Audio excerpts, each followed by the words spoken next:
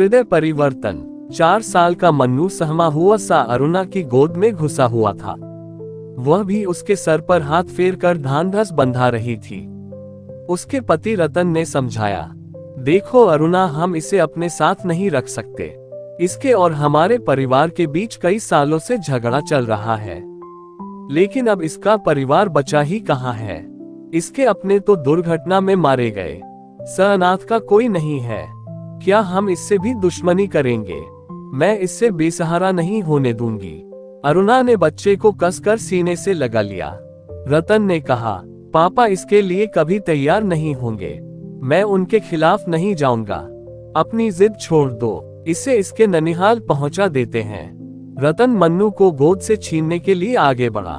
अरुणा ने कहा, ऐसा मत करो, इसे मेरी सूनी गोद में भगवान ने डाला है। कुछ भी हो जाए मैं इसे नहीं जाने दूंगी।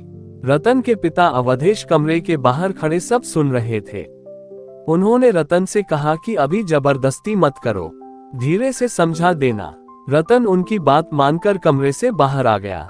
मन्नू अवधेश के छोटे भाई का पोता था।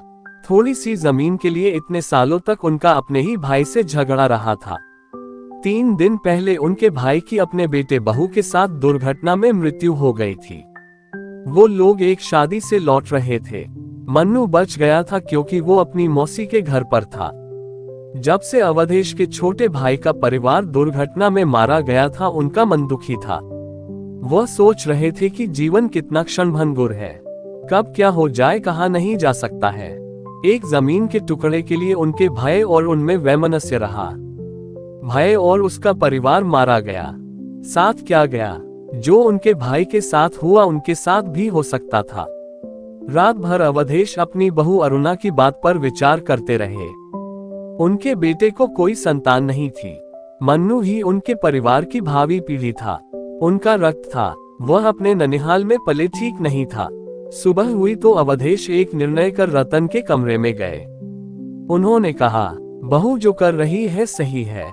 रतन ने आश्चर्य से उनकी तरफ देखा। बेटा, जानवर भी अपने आप को बदल लेते हैं, फिर हम क्यों जिद में आकर इस बच्चे को अनाथ करें? अरुणा की आंखों में आंसू थे और रतन इस हृदय परिवर्तन से हैरान।